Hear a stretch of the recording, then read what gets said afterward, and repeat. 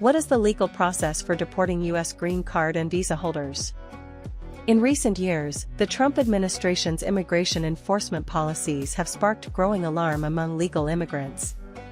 From university students and researchers to medical professionals, individuals who hold valid visas or even green cards have faced detention, denial of entry, or the threat of deportation.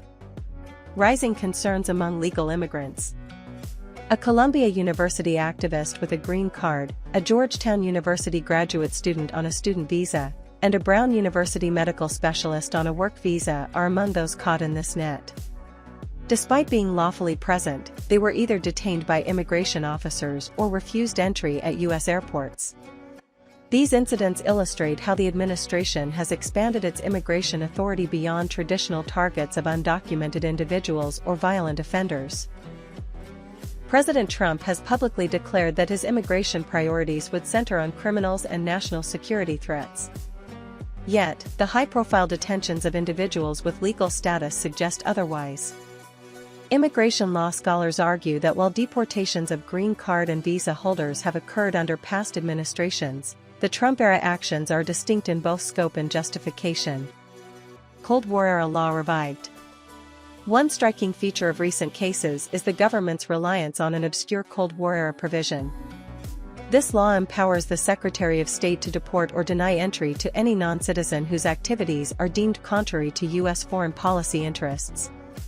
Mahmoud Khalil, a Columbia University graduate. Images start. For example, Mahmoud Khalil, a Columbia University graduate and pro-Palestinian activist, was arrested and held in Louisiana after immigration authorities claimed his presence threatened U.S. foreign policy. No evidence has been provided to support this claim. Similarly, another student involved in the pro-Palestine movement faced detention under the same provision, though a federal judge temporarily blocked the government's actions. Legal experts say that reviving such statutes allows authorities to bypass normal evidentiary standards, granting them sweeping discretion. Critics argue that this creates a climate of fear, where lawful residents can be targeted for their speech or political beliefs. Mahmoud Khalil, a Columbia University graduate. Images END. Grounds for deportation of green card holders. Green card holders, or lawful permanent residents, are not immune from deportation. Under U.S. law, they can lose their status if convicted of serious crimes such as murder, rape, or large-scale drug trafficking. Immigration fraud and misrepresentation in applications are also grounds for removal. Khalil's case illustrates this. After initially relying on the Cold War-era provision, authorities later updated his charges to claim fraud in his 2024 green card application. They alleged that he failed to disclose past work with international organizations such as the United Nations Relief and Works Agency. Other green card holders have faced removal for past convictions. Fabian Schmidt, a German engineer, was detained after returning to the U.S. despite his decade-old misdemeanor drug and DUI charge. Meanwhile, Ma Yang, who had lived in the U.S. since infancy, was deported to Laos following a conviction for marijuana trafficking. Deportation procedures and due process. To deport a lawful permanent resident, the government must first issue a notice to appear, a charging document that sets out the reasons for removal. Once proceedings begin, immigration courts weigh the evidence. The government bears the burden of proving, by clear and convincing evidence, that deportation is justified. Examples of evidence can include criminal records, tax filings suggesting abandonment of residency, or proof of immigration fraud. Importantly, immigration officers themselves cannot revoke permanent residency, only a judge has that authority. For visa holders, whether students, tourists, or workers, the process is similar. Once they are in the U.S., they may be charged for overstaying visas, working without authorization, or committing crimes. Constitutional rights and immigrants' protections. While immigrants inside the U.S. are protected by constitutional rights, the extent of those protections varies. Immigration officers cannot legally enter a home without a judicial warrant signed by a judge, though they often use administrative warrants signed by their own officers, which lack the same authority. At airports, rights are more limited.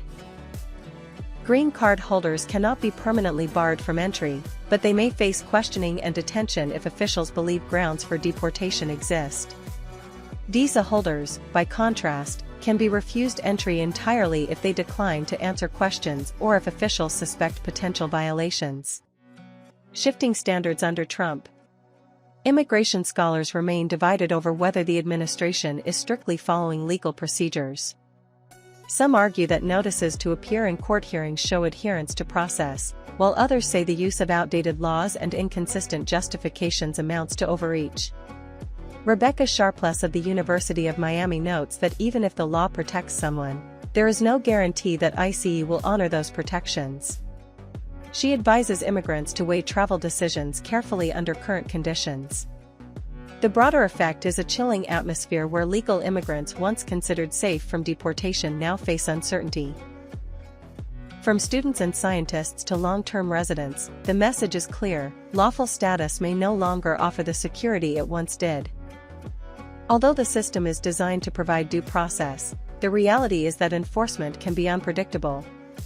Green card holders enjoy more safeguards, but visa holders remain vulnerable to immediate denials or deportation. That is all for today, in this video. What are your thoughts on this? Please let us know in the comments section below. Thanks for watching the entire video. Hopefully, the information is useful to you. See you later, in the next video. Till then, take care. What is the legal process for deporting US green card and visa holders? Under the Trump administration, legal immigrants with visas and green card have faced detention, preparation, and denial of entry, sparking alarm among academics, activists, and professionals. Authorities have revived a Cold War-era law to target individuals like a Columbia University activist Mohammad Khalil, accused without a clear evidence of threatening US foreign policy. Green card holders can be deported for crimes, fraud, or misrepresentation, while visa holders risk removal for overstay or unauthorized work. A Deports official can deny entry without proof. The legal expert argued the process is inconsistently applied, creating uncertainty for lawful residents and visa holders in the US.